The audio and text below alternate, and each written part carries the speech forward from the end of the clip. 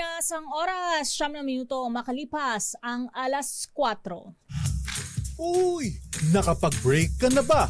Nakapag-relax ka na ba? Saan ka man nagtatrabaho, mapa-opisina man o work from home o mula mismo sa pwesto, sasabayan namin ang break time mo. Sasabayan namin ng mga balita at komentaryo, mga panayam ng mga taong viral ngayon.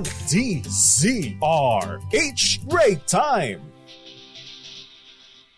Magandang hapon, Luzon, Visayas, Mindanao. Makakasama niyo po ngayong isa na namang edisyon ng Break Time. Ako po si Thea Pecho Corpuz at ang nagsamsam ng sinampay.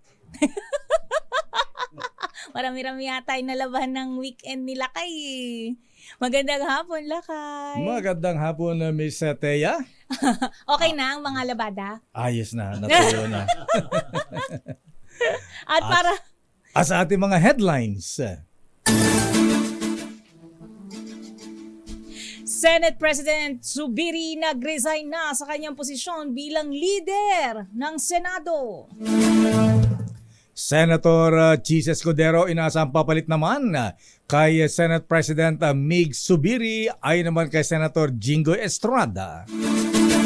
Trust rating ni na Pangulong BBM at Vice President Sara Duterte parehong bumagsak sa pinakabagong survey ng Okta Research. Presyo naman ng petroleum products may dagdag bawas simula bukas. Presyo ng diesel at kerosene tataas pero may rollback naman sa gasolina. Presyo ng processed foods, bottled water, processed milk at instant noodles hindi tataas ang presyo ayon yan sa DTI. Import ban sa sibuyas, palalawigin naman ng Department of Agriculture hanggang buwan ng Hulyo. Pilipinas pinayuhang magreklamo sa UNCLOS sa detention policy ng China. Ninoy Aquino International Airport, tinamaan na naman ng system glitch, mga flights na delay. Water level ng Angat hindi na umangat, patuloy sa pagbaba ayon yan sa NWRB. At isang bagyo posibleng mabuo at pumasok sa Philippine Area of Responsibility ngayong buwan ng Mayo. At yan ang ating mga headlines ngayong araw ng Lunes, Mayo 20, taong 2024. Opisyal na ngang inanunsyo na ni Senate President Miguel Zubiri ang kanyang pagbibitiw bilang leader ng Senado. Sa kanyang privilege speech, inisa-isa ni Senator Zubiri ang kanyang mga nagawa sa loob ng 2 taong pagiging Senate President. Emosyonal din nagpasalamat si Zubiri sa buong liderato ng Senado kabilang sina Pro Tempore Lauren Legarda, Senators Joel Villanueva, Sonny Angara, Nancy Binay, Sherwin Gatchalian, Bato de la Rosa sa loyalty at pagkakaibigan. Pagdidiin ng senador, hindi niya tinanggap ang pagiging Pangulo ng Senado upang hayaang pabagsakin ito. Samantala, una nang kinumpirma ni Senator Jingoy Estrada na si Senator Chis Escudero ang papalit kay Senator Zubiri bilang bagong Senate leader. Narito ang bahagi ng privilege speech ni Senator Zubiri. Hindi ko tinanggap ang pagiging Pangulo ng Senado para lang hayaan na bumagsak ito. Today, I offer my resignation as Senate President of the Republic of the Philippines. And upon stepping down, I vow to serve as an independent member of the Senate. My allegiance as ever belonging only to the Filipino people. I leave with my head held high, knowing that I did what is right for the Senate and for the nation. I wish our new leadership the very best, and I pray that they will be steadfast in upholding the independence of this beloved institution. I will remain vigilant to make sure that the traditions and the rules of the Senate will remain steadfast. Ang madamdaming statement ng outgoing Senate President Miguel Zubiri. At sa karagdagang update, alamin natin ang report mula kay Raymond Dadpaas. Dahil ang balitang papalit kay Senate President Zubiri, hindi po si Senator Jingo Estrada. Katulad Hindi sa din. mga naunang binalak noon na coup attempt sa Senado, abay ang papalit ay si Senator Chis Escudero. Alamin natin report mula kay Raymond Dadpaas. Raymond, please come in. Raymond. Yes, Mayor, formal nang na-elect bilang Senate President itong si Senador Francis Chis Escudero. Ito yung sa motion na inikain ngayon lamang ni Senador Alan Peter Cayetano dito sa matapos na mag-resign si Senate President Juan Miguel Zubiri. Ang kasunod dito ay agad na nag-motion itong si Acting Majority Leader Mark Villar na suspindihin muna ang sesyon para makapanumpa itong si bagong Senate President Juan Miguel itong si Francis Chis Escudero.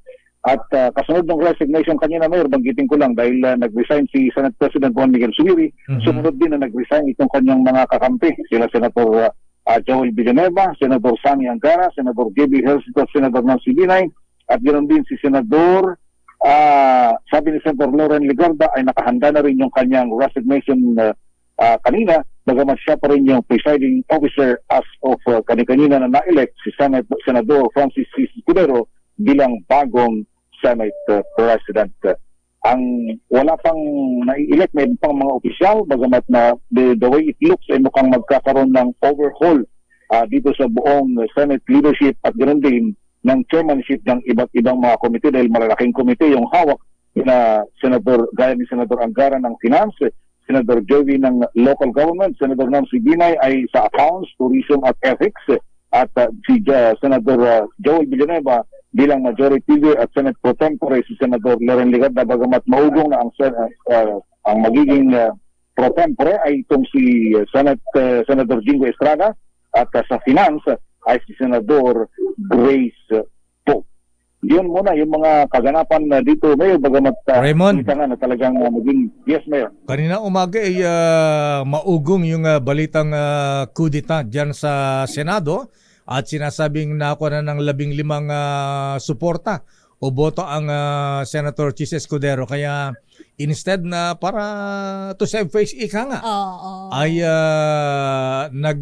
Resign. kinausap na ng Senate President Zubiri at siya ay nag-resign na lang. Mukhang yun ang napagkasunduan dahil kanina ay umakyat sa kanyang opisina si Senador Escudero at Senador Alan Peter Cayetano at sila yung nakipag-usap kasama doon sa panig ni Senador Zubiri, sina Senador Angara, Villanueva, JB at Senador Binay at Senador Loren Legarda. Sila yung magkakasama doon nag-usap-usap bago lumabas itong yung dalawa, Senador Chis Escudero at Senador Alan Peter Cayetano. At doon sa aming informasyon ay doon nga napag-usapan na sa halip na i-declare na vacant lahat ang mga position ay napag-usapan na mag-resign na lamang sila sa kanilang mga position, Mayor. Pero ano ang tunay na dahilan, Raymond? At sabihin na nating kinudita ang Senate President Mig Zubiri. Hindi malayong ganun, Mayor, dahil mali na naman doon sa statement ni Senator o Senate President, dating Senate President, dati na, dahil hindi na siya nga ngayon nakaupo, Resign. ay malinaw yung kanyang pagkakabanggit na hindi, sabi niya, I failed to follow instruction from powers that be. Yun yung kanyang term na ginamit kanina, Mayor, kaya siya napalitan as President. Ano? Powers that be. I failed to follow instructions. To follow instructions from powers that be. Malalim yun Para may hugot Oo. At medyo namumula siya lakay, ano? Habang dinideliver niya yung kanyang privilege speech. Yes, saka yung huli, namumulat, saka mangiyak-iyak ng huli nung ginasalamatan na lahat yung kanyang mga kasamahan at yung mga iba pang secretariat, gaya ni General Roberto Angcan, yung Office of the Senate Sergeant at Arms, si Attorney Renato Bantug, yung kanyang Senate Secretary, at iba pang opisyal ng Senado. Ngayon ay nakikita ko dito sa harapan na at manunumpa na. Manunumpa na nga itong si Senador Chis Escudero. Dito si Hart, kasama niya si Hart. just si Hart. Manunumpa bilang Senate President. Okay. bilang Senate President itong Senador Francis Chis. Yan. Pakinggan natin si Senator Chis, new SP. Teka, lagyan ko ng audio sana ito.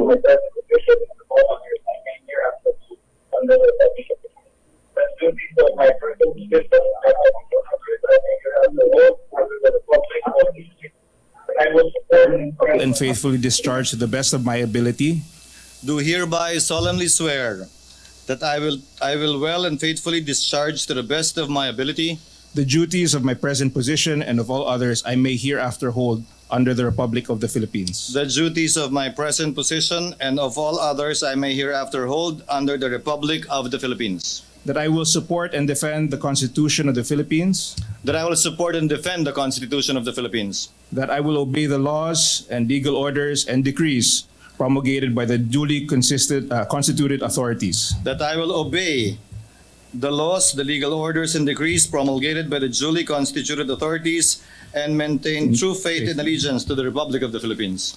And that I impose this obligation upon myself voluntarily without mental reservation or purpose of evasion. And that I impose this obligation upon myself voluntarily without mental reservation or purpose of evasion. So help me God. So help me God.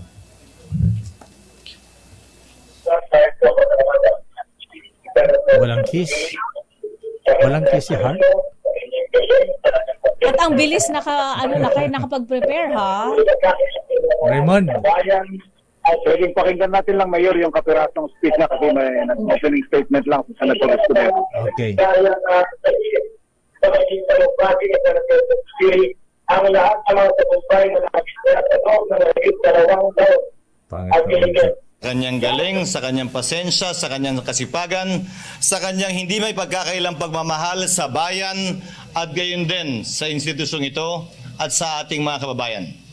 Hindi matatawaran at hindi kayang sabihin sa maikling talumpati ni Senate President Zubiri ang lahat ng mga tagumpay na nakamit niya sa loob ng mahigit 2 taon at gayon din lahat ng mga pagbabagong nagawa niya sa loob at labas ng bulwagang ito. Si Senator Zubiri nakilala ko noong 1998, kasabay ni Senator Cayetano, tulad ng sinabi niya. Spice Boys ang tawag sa kanila noon, Bright Boys ang tawag sa amin noon. Kami kumampi sa magkabilang panig, magkaibang kulay ang aming dinala, subalit sa labas ng ilaw ng kamera, sa labas ng mga debate sa Kongreso, hindi nagbago o nagiba ang aming relasyon.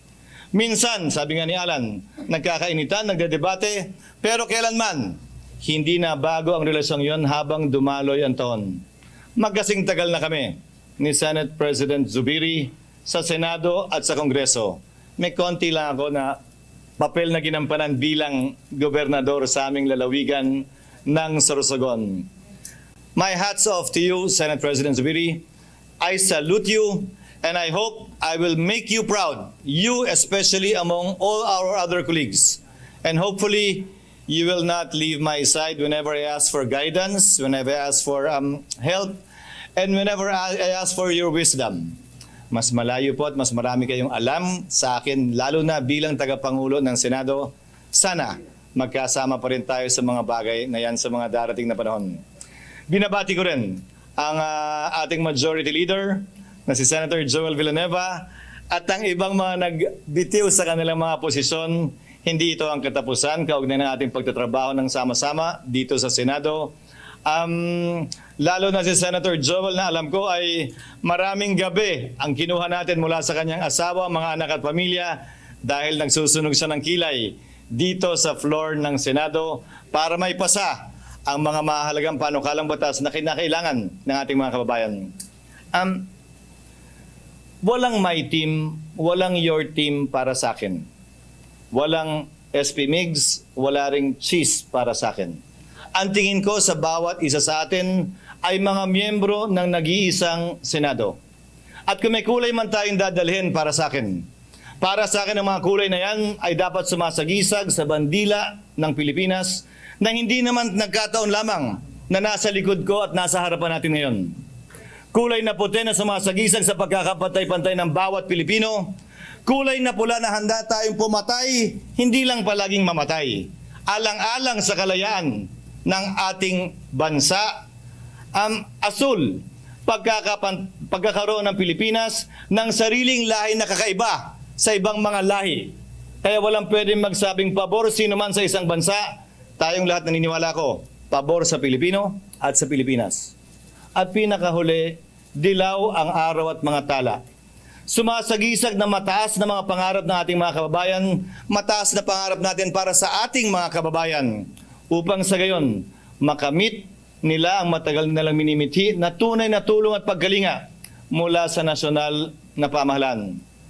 Naway sa bawat salitang bibigkasin natin dito, naway sa bawat gawain na ating gagawin dito, palagi tayong mapaalalahanan ng mga importanteng bagay na yan ng ating bandila na sumasagisag sa bansa at sa sambayanang Pilipino. Maraming salamat po muli sa tiwala at nakahanda po akong pagsilbihan kayo sa anumang makakaya natin habang sabay-sabay natin pinagsisilbihan ang bansa at ang sambayanang Pilipino. Thank you to my colleagues and thank you for everyone.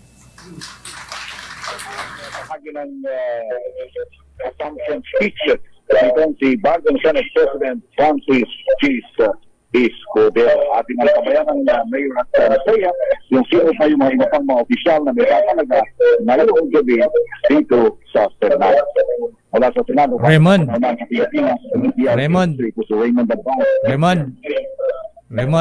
Yes, Mayor. Ayan, may binanggit si Senator Chis dun sa last portion ng kanyang speech.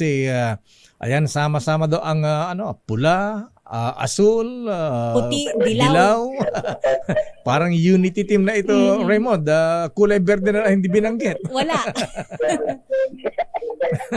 Mukhang ang opposition ngayon, hindi na dilaw, kundi mukhang berde Berde na ang opposition ngayon. Mamaya tanongin natin. Nakaligtaan yung ibang kulay. Yung kulay ng dila kasi yung binabangat. Ganoon ba? Pwede naman dagdagan ng kulay berde para sa... Walang bilin na pagkapandalay. Pwede naman sabing berde para protektahan ng kalikasan. Yeah. Pero ang tanong, Raymond, abay, alam mo ang mga kudita nung araw diyan sa Senado nung panahon ni na Senate President Neftali Gonzales, Senate President Ernesto Maceda, ayan. Alam mo ang kudita nung araw plinaplano yun sa golf course Ayan, sa laro ng golf. Eto, saan ba plinano yung kudita against sa Migsubiri? Diyan ba sa Okada o Soler? O sa may Pasig River? Pwede sa tatlo. All of the above? All of the above. Oo, kasi walang gusto magsabi na kung saan pero talagang itong weekend mukhang habang kami yata ay nasa Pag-asa Island kasama si President Rodríguez nag-uusap na pagpapalmatalan ng Mindanao. At saka sino ang mastermind? Yun ang alamin natin, Mayor, dahil pagkatapos nito ay magbibigay ng haharap sa amin dito sa Senate Mayor itong si dating Senate President Juan Miguel Zubiri. At saka isa pa, Raymond, dati-dati ang Senator Jingo Estrada ang maugong na papalit noon. Bakit biglang Senator Chis Escudero? Yun na, yung mukhang siguro, yun na yung dahil na doon sa mga dati mabigat yung pangalan niya, pero ngayon ay mukhang napunta kay Senate ngayon ay SP Escudero. Siguro sila nag-usap kung ano naging majority decision ng mga miyembro ng Senador.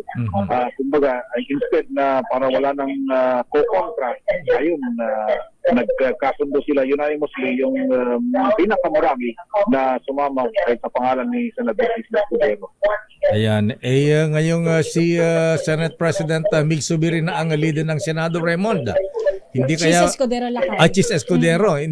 Hindi kaya maging yellow union naman ang Senado ngayon. Yun ang ating pangako naman niya, Mayor, sana gagawin daw niya, ipagpatuloy niya yung tradisyon ng Senado.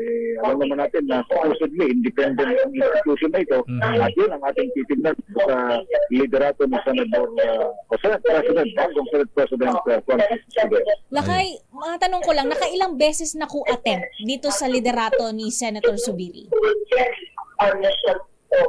Ilang beses na basta mag-break kasi naririnig namin yan eh. For the past, at least, itong huling bahagi, 2023 nag-start yan. And, pero ito, medyo yun ang sinasabi dito lagi, Mr. Yan. Nung nag-ingay nung una, yung mga bihasa na dito sa Senado, sabi nila, wala yan. Pero ngayon na naging tahimik, ayun, nagtuloy-tuloy. Super majority pa yung nakuha nilang bilang. Mukhang itong weekend lang niluto yan. Over the weekend, Lakay. Ano nangyari nung weekend kaya? Tinatanong namin kung may kinalaman ba sa PIDEA leaks kanina, tumatanggi si Senate President, dating Senate President Zubiri, nasasagutin yung tanong. Anyway, banggitin ko rin lang, Mayor at Mr. na ito, kare-resign lamang ni Senate Pro Tempore Loren Legarda para makapili ng bagong liderato ng kung sino man ang kanilang ipapalit na supposedly narinig natin ay si Senator Jingo Estrada magiging Senate Pro Tempore ngayon papalit kay Senator Loren Legarda. Okay. So ngayong bago na ang Senate President, hindi na ba haharap si Jonathan Morales? Jonathan ba si Morales? Ay, yung witness. Ay, nakulong na Mayor. Nakulong na ba? Oh. Kailan kinulong si Morales? Nung kinontempt Biyernes ba? Kanina, di ba na-type kanina. Silang dalawa nung isang kasama niya si Eric Santiago. Na-cite for contempt na Paano ba sila? yan? Matatagalan ba siya dyan?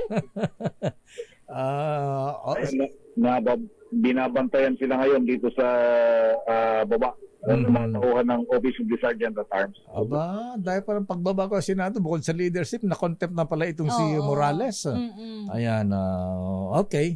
Sige, abangan natin, Raymond. Maraming salamat, Raymond. Ayan, antabayan natin kung sino-sino iba pang mga itatalagang opisyal dito sa Senado at yung pagbabago ng iba't ibang mga committee leadership. At by the way, ito na ang huling linggo ng kanilang sesyon bago mag-break at pagbalik nila ay sa zona na ng Pangulong Bongbong. Matagal-tagal lang. Mahaba-haba ang break, ha? Sa Pilipinas, easy. Balik sa inyo, Mayor at Mr. Teka, kailan ba ang zona, Raymond? June 24? July. July Lakay, oo. Yung last Monday? Monday ng July. Okay, sige. Okay, maraming salamat, Raymond. Balik sa inyo, Mayor at Mr. Maraming salamat, Raymond at Paas mula sa Senado. So yan po mahabigan ang mga mainit na balita. Pagbabago kudeta sa Senado. Kaya lang para magandang pakinggan ay inimok na lang na resign. Pagbibitiw. Si Senate President Mig Zubiri. Ano yung trigger, Lakay? Siyempre, kailan ba i-memorize yan? Babalikan po natin ilang pang detalya ng ating mga balita. Trust at rating ng Pangulong Bongbong Marcos at Vice President Inday Sara Duterte Carpio, parehong bumagsak. Ninoy Aquino International Airport tinanamaan ng system glitch. Mga flights nagka-delay. Patay tayo dyan. Mukhang pinaparamdaman na tayo, ha? Ayan. Baka mamaya isa pogo lang nanggagaling yung mga hacking dyan. At magandang balita mga misis, yung presyo ng processed foods, bottled water, gatas at instant noodles. Aba, good news. Hindi raw po tataas ayon sa Department of Trade and Industry. Samantala isang bagyo posibleng mabuo at pumasok sa Pilipinas ngayong buwan ng Mayo. Ang detalye ng balitang yan sa ating pagbabalik sa ating palatuntunang Break Time. RH Break Time. Oras sa Mr. Cesar Lee, Mr. Michael is my guy. Doktora Isa Suntay. Oras ganap na alas 4:33. Ang balitang ito ay hatid sa inyo ng Break Time. Oras sa ganap alas 4:38 at balikan natin ang mga reports. Unahin na natin ang report mula sa airport. Standby Let mula sa Malacanang, standby Milky, standby Edniel Parrosa. Alamin natin ang report ni Sherwin, bakit nagkaroon naman ng system glitch dyan sa Ninoy Aquino International Airport. Ayan, mga flights tuloy. Grabing delay. Aris number 6, Sherwin Alfaro, please come in. Anyari, Sherwin? Lakay, alas 11:27 kaninang umaga nang mag-inform ang Civil Aviation Authority of the Philippines kay NAIA General Manager Jose Ines na nagkaroon ng technical glitch o nagkaroon ng software issue yung kanilang Air Transportation Management Center na pinatatakbo ng CAAP. Itong naturang pasilidad, Lakay, kung matatandaan mo, noong Enero 1, nung nakarang taon, nung karoon ng technical glitch din, at mawala ng power supply, yun yung nagtandahiyatot-hetot yung mga napakaraming flight sa buong Pilipinas. Ngayong araw, ang sinasabi ng Civil Aviation Authority of the Philippines, yung glitch na nangyari, nakakonsentrate lang doon sa software na ginagamit para doon sa ATMC. At agad namang nakumpone bandang alas 2:25 ngayong hapon. At dahil nga doon sa nangyaring problema sa Air Traffic Management Center ng Civil Aviation Authority of the Philippines, ay kinailangang lagyan ng agwat, mahabang agwat yung paglapag at paglipad ng mga eroplano dahil ang sinasabi ng CAAP ay ayon kay Karen na Villadolid, ang tagapagsalita ng CAAP, may maayos na spacing at communication yung mga eroplano nung mangyari yung naturang insidente. Subalit, kinailangan na dagdagan yung turnaround ng aircraft na dati ang average, Lakay, 5 minuto. Kada 5 minuto may lumalapad at lumilipad na eroplano mula sa mga runway ng NAIA. Pero subalit ng mangyari yung insidente kanina, kailangan dagdagan to ng 10 minuto at napakahabang gap nun, Lakay, para nga maantabayanan at mabantayan yung security at yung safety ng mga eroplano na lalapag at lilipad mula sa NAIA. Nangyari, Lakay, eto, nagkaroon ng 38 flights na apektado as of 2 p.m. kanina na nagkaroon ng delay na. So may delay na itong 38 flight, both international at domestic, Lakay. Dahilan para maipon dito sa NAIA Terminal 3 domestic side, yung napakaraming tao na lang ngayon ay nag-aabang ngayon sa mga screen. Ito yung eksena ngayon, Lakay, na ang abangan ngayon ng mga pasahero, kailangan bantayan nila kung yung lipad ba nila ay nakaschedule na o kung wala pa. Gaya na lamang ng pamilyang ito, Lakay, na nakita ko, parang medyo masikip dahil kanina punong-puno ng tao itong satellite conference portion na ito na nagko-connect sa terminal sa mga gates. Itong pamilyang ito na nandito ay papunta ng Butuan, no? Papunta kayo, pangalan nyo, ma'am? Joanna po. Si Ma'am Joanna at kasama yung mga pamangkin nyo. Pamangkin tsaka father ko po. Ayan, anong nangyari? Dumating kay kaninang tanghali dito. Yes po, maga kami pumunta kasi supposedly 3:30. Kaso na-delayed, naging 5:30 kasi upon checking, 5:05 naman ngayon. Tapos we determine pa kung saan gate kami. Kasi dapat originally alas 3 ng hapon yung lipad nyo. Yes po. At kayo ay naapektuhan na ng mga sumunod na mga flight na kagaya ng sinabi nyo kanina, may mga na-cancel na yata. Yes po. Bali dalawa na yung naabutan namin na cancel yung flight. Naku, patay Alimutan ko tayo yung dyan. isang place nila pero Zamboanga yung last eh. In-announce na kansilado na yung flight nila. At Lakay, kung hindi pa mareresolve yung ganito, magkakaroon to ng cascading effect na magkakaroon pa ng sunod-sunod na effect of doon sa mga darating pa ng mga flight na maaaring makansila din dahil doon sa mahabang delay na. Ito nga lang, Sherwin, na pang tanghali itong pamilyang to, Lakay, na nandito, may kalahating araw na silang naghihintay ng kanilang naku, flight. Yes, Diyos Lakay. ko. Kung naalala ko yung naging problema nung sinasabi na nung New Year, di ba? Yes. Parang yung UPS. ayan, uninterrupted power supply. Pero Ngayon, ito mas malupit software, Oo, Sherwin. Ibig Oo, sabihin ma-technical ito at may kilala naman sa kung software yan, di yung yung mismong gamit, Lakay. Oo. Oo. Na nahack ba yan? Made in ano ba to? Aha, ayan. Saan ba gawa yung software? Sino ang gumawa ng Wala program? Mhm. Wala pang technical na pagdidiskusyon o wala pang technical advisory na nilalabas ang Civil Aviation Authority of the Philippines kung ano yung mga technical issue na nangyari sa kanilang software na ginagamit dito nga sa ATMC na naging dahilan ng pagkakaroon ng mga delay sa mga lipad at paglapag ng eroplano sa lahat ng terminal ng NAIA, Lakay. At naghihintay pa kami ng advice ng Civil Aviation Authority of the Philippines kung although normal na as of 2 p.m.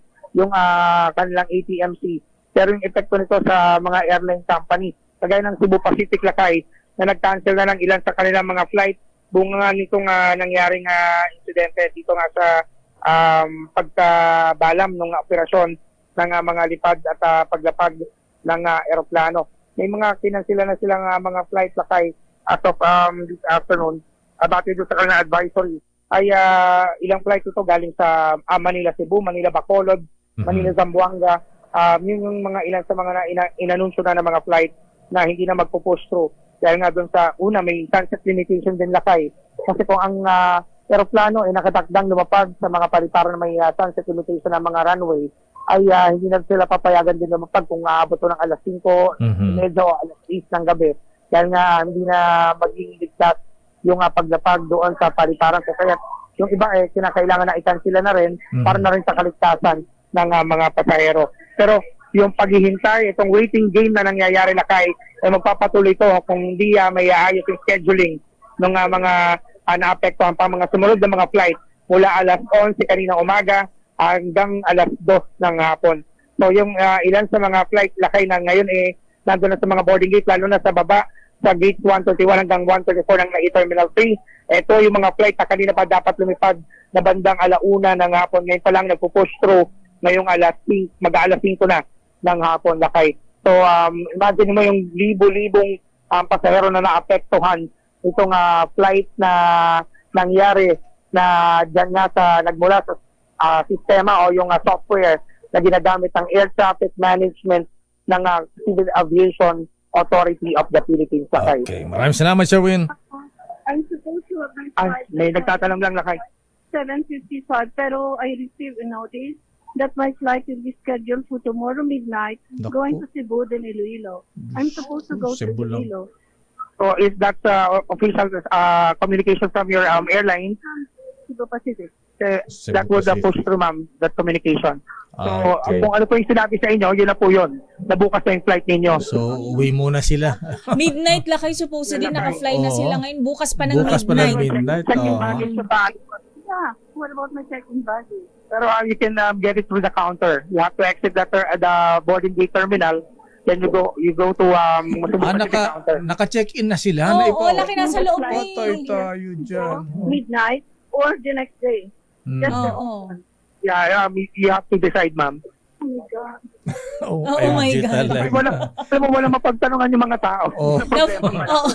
Na-frustrate na si Kasi ako Madam. nagiging, Oo, pinatawanan si ng mga Lola. airline. Kawawa naman. Ay, depende po. Tignan niyo po yung email niyo po kasi sa email sila nagpapadala po ng communication. Ayan. Public Information Office na sila. Ikaw na ang PIO ngayon yan sa NAIA. Araw ko hindi. Wala bang Mula sa NAIA Terminal 3, RH number 6, Sherwin Batal Faro, tuloy-tuloy sa pagbabalita, tuloy-tuloy sa serbisyo, sama-sama tayo Pilipino. Maraming salamat, Sherwin Alfaro. Siguro ang management ng NAIA, ha? O kaya, sa NAIA, para isang announcement na lang. Correct. Magbigay ng announcement sa public service dyan. Ayan, Correct. PA system. Nalilito yung mga kababayan natin, Laki, na mabiyahe. Para sabihin na yung mga nakansela, sorry, umuwi na lang kayo, balik na lang kayo bukas. Better luck. Kung kailan na maayos yung kanilang flight. Para hindi katulad niya, bawat isa nagtatanong, hindi masagot na maayos. Ayan. So kailangan na maayos ang communication sana, advisory mula sa NAIA. Chairman Ines, sir. Report mula sa Malacanang, Miss Let. Miss Let tuloy yan. Miss Teya. Mga nagdaang administrasyon walang nagawa para sa Yolanda Rehabilitation. Ayon yan mismo sa ating Pangulo. I-detalye mo RH14 Leth Narciso, Miss Leth. Ms. Thea Lakay, kung si Pangulong Ferdinand Marcos Jr. ang tatanungin, hindi pa lubusang nakababangon ang mga biktima ng Super Typhoon Yolanda. Sinabi ito ng Pangulo sa pagbisita sa Tacloban City na isa sa mga lugar ng pinakamatinding napinsala ng Yolanda. Sa Abush interview, sinabi ng Pangulo na sa katunayan ay nagsimula lamang ang totoong rehabilitasyon nitong nakalipas na 2 taon. Wala kasi anyang ginawa ang mga nagdaang administrasyon. Ayon kay Pangulong Marcos, mismong mga gobernador at iba pang lokal na opisyal ang nagsabing hindi pa sila fully recovered mula sa epekto ng Yolanda. Kaugnay nito, tiniyak ni PBBM na mayroong rehabilitation plan ang kanyang administrasyon at nakahanda na rin ang pondo anumang oras na kailanganin ito. Pakinggan natin si Pangulong Marcos. We only really started 2 years ago because nothing was done in the previous administration. Nothing was done in the administration before that. So, now, 12 years on, ngayon pa lang talaga natin na inaasikaso ng mabuti. So, but the plan is that the funding is that it will be available whenever the schedule requires. Si Pangulong Bongbong Marcos para sa kauna-unahan sa Pilipinas. Yes, Akay? May reaksyon na ba ang Malacanang sa resignation ni Senator Migs as Senate President? At pagkakatalaga kay Senator Chis Escudero? Oo, tahimik pala kay ang palasyo tungkol dyan. Okay. Wala pa silang sagot. Balik sa inyo, Lakay at Miss At saka Tina. yung yung NAIA yung glitch sa NAIA, system glitch sa NAIA mislet. Oo, Lakay. Gagalit ang presidente nito, baka mamaya yung pagbalik ng presidente sa Visayas, Tacloban, madili pa pabalik ng Malacanang. Lagot. Oo nga, Lakay. Ayan, malaman natin kung nakabalik na si Presidente galing nga sa Visayas. Hintayin natin ang reaksyon ng Malacanang tungkol dyan, Lakay. Ayan, okay. Maraming salamat, Miss Let. Balik sa inyo, Lakay at Miss Thea. Palala ng palala ang problema sa NAIA, ha? Ayan, dati power supply lang, ha? At padalas Ngayon, na padalas, Lakay, Oo, software na, ha? Ang nadadali ngayon, ha? Ano ibig sabihin nito, ha? May mga sumasabotahe ba? Naku po, wag naman. Tagaloob o tagalabas? Ang mas mahirap pag nasa loob, Lakay. Samantala, babalikan natin ilang pa mga report. Standby, Milky Rigunan, standby, Edniel Parosa. Oras sa Miss Thea. Kulang-kulang 7 na minuto bago mag-alas 5. Balikan natin ang mga balita. Report mula kay Milky Rigunan, Department of Foreign Affairs.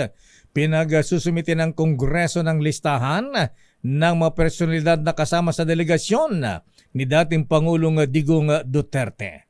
Aris number 12, Milky Rigunan, please come in. Milky. Lakay at Thea, inatasan ng Kamara ang Department of Foreign Affairs na isumite ang listahan ng mga personalidad na kasama sa delegasyon ni dating Pangulong Rodrigo Duterte nang bumisita ito sa China noong 2016. Ang direktiba sa DFA ay sa ginanap na hearing ng House Committee on National Defense and Security at Special Committee on the West Philippine Sea tungkol sa umunay gentleman's agreement ni dating Pangulong Duterte at ni President Xi Jinping. Sa naturang panahon, sinasabi ng Chinese Embassy, nangyari umano ang gentleman's agreement sa pagitan ng Duterte at President Xi tungkol sa Ayungin Shoal at sa BRP Sierra Madre. Sa hearing, nagbosyon si House Minority Leader Franz Castro na isumite ng DFA ang pangalan ng mga sumama sa delegasyon sa China noong 2016 para humarap sa hearing. Gate naman ni House Assistant Majority Leader at Taguig Representative Pami Zamora, dapat ikulong ang mga individual na mapapatunayan kabahagi ng pinagtibay na gentleman's agreement.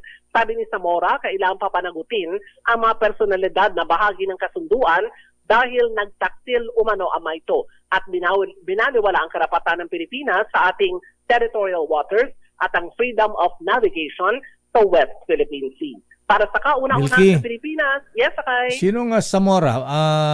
Sinong congressman? Anong first name? Tatay ba ni Mayor Francis? Pami Zamora Lakay ng Taguig. Taguig. Fami. Fami. Lakay. Akala ko si dating executive secretary, dating congressman din. Congressman, ano nga bang pangalan nung Ronnie Zamora. Ano? Ronnie Zamora. Ayan, Ronnie Zamora. Okay. Hindi Lakay, Taguig Representative Pami Zamora. Maraming salamat, Milky. Para sa kauna-una sa Pilipinas, DZRH, ako si Milky Rigunan. Tuloy-tuloy sa pagbabalita, tuloy-tuloy sa serbisyo, sama-sama tayo, Pilipino. 80 flood-prone area sa Metro Manila, Wow. tukoy na bago ang La Nina. Idatali mo RH52, Edniel Parrosa. Edniel. Lakay at Pistea, 80 lugar sa Kamaynilaan ang pinangangambahang bahain ng madalas kapag sumapit na ang tag-ulan, lalo na sa epekto ng La Nina. Ayon kay Metropolitan Manila Development Authority Acting Chairperson Attorney Don Artes, kabilang dito ang 5 kalyeng notorious sa baha tuwing maulan at mga lokasyon dati hindi naman daw masyadong nakaranas ng pagtaas ng tubig.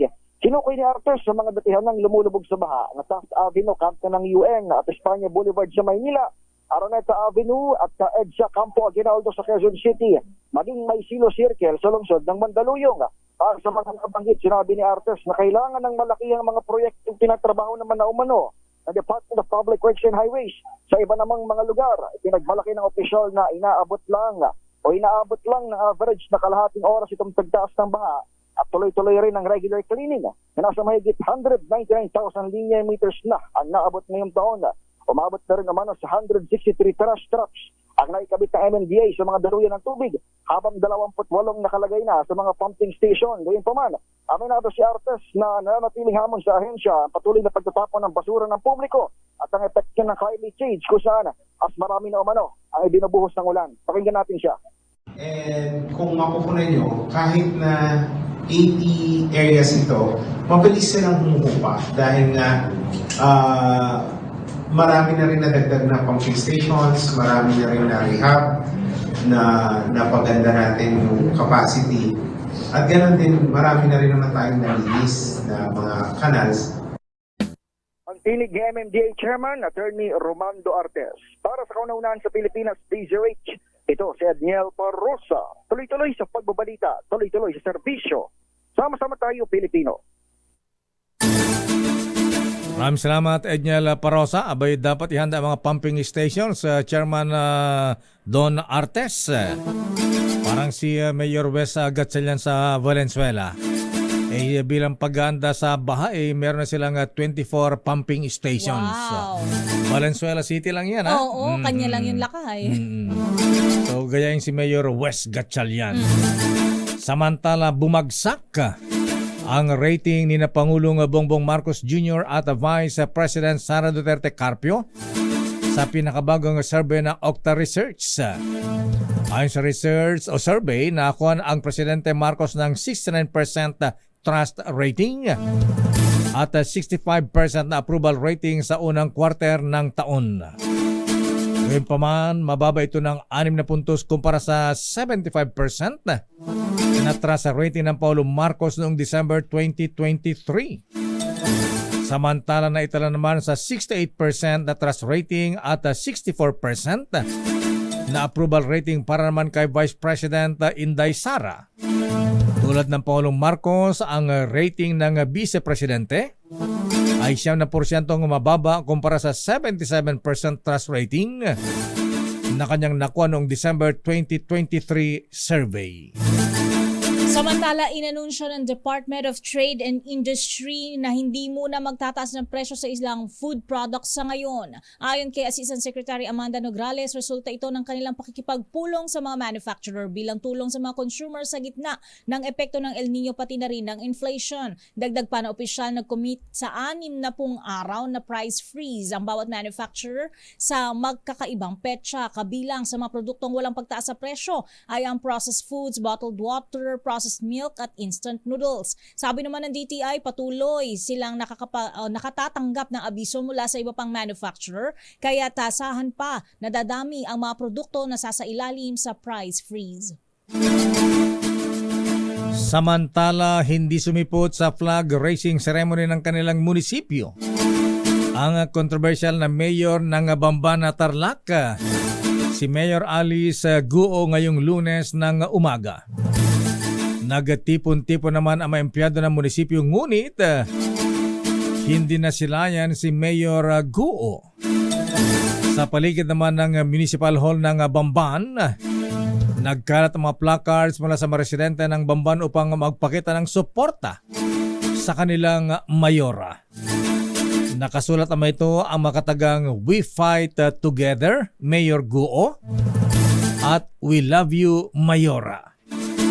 Matahandaang pinasususpindi ni DILG Secretary Benhar Abalos sa Ombudsman si Mayor Guo upang hindi maimpluwensyahan ang ongoing investigation sa Pogo Hub sa Bamban Tarlac, kung saan sinasabing kasosyo ang maganda at cuting mayora ng Bamban Tarlac. Ayan, cutie siya, ano ha? Pero Ayan. di daw niya matandaan lakay. Kung saan siya nag-aral na pinanganak. Yung aking bubit sa Chinatown ay sinabi, Saan?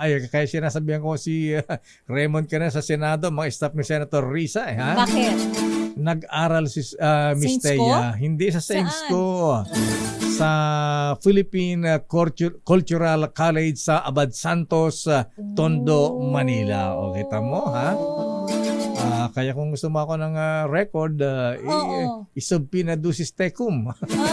Ang principal ng o kaya dean, presidente ng Philippine Cultural College na ngayon.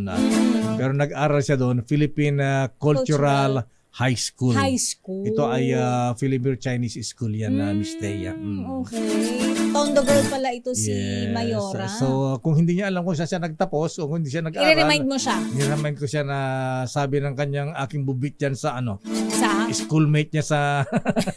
Nag-attend naman siya, lakay. Oo naman. Nag-attend naman pala Diyan na nga nag-aral sige, showbiz na lang. Ayan na nga lang. Kailin Alcantara, pakitaas nga. At Kobe Paras. Ayan. Ay, nako, napapabalitang may something dahil sila ay nag-post na magkaparehong litrato ng iisang restaurant. Bakit? Hindi ba pwedeng parehas lang ng kinakainang lugar? Idetalye mo nga, Showbiz Princess Alia Ikatlo IV.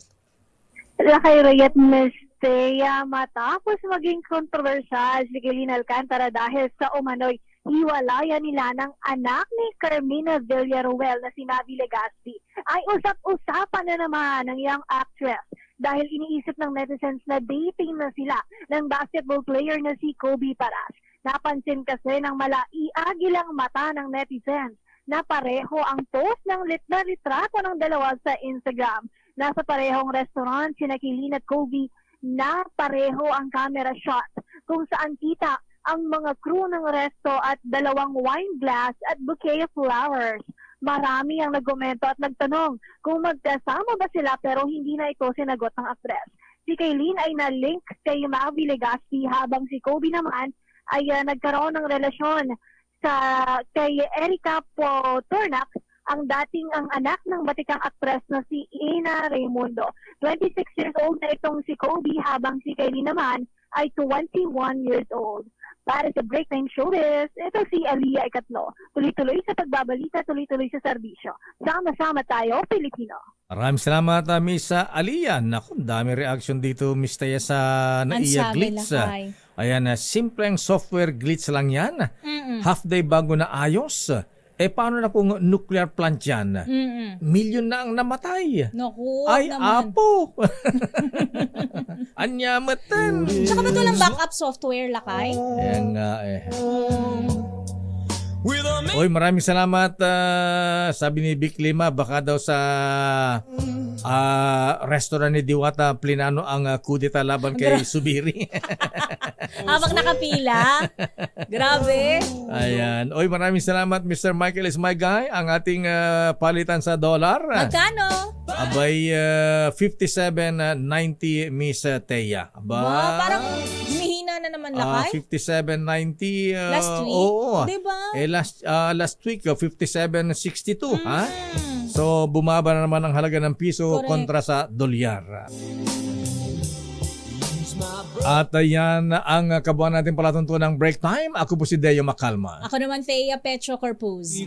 Antabayan mga balansyadong balita. Oy, tika muna. Happy birthday muna kay Mr. Jonathan Manabat, Vice President ng Security Bank, Engineer Fred De La Cruz ng Ayala Alabang, Bong Segovia at Mista. Ayan, General Mel Mabilin ng PMA Sandigan 82 at Manay Lolit Solis. Ay Manay, happy birthday! Henry Uri at Miss Kay susunod na sa mga balansyadong balita. Bye-bye!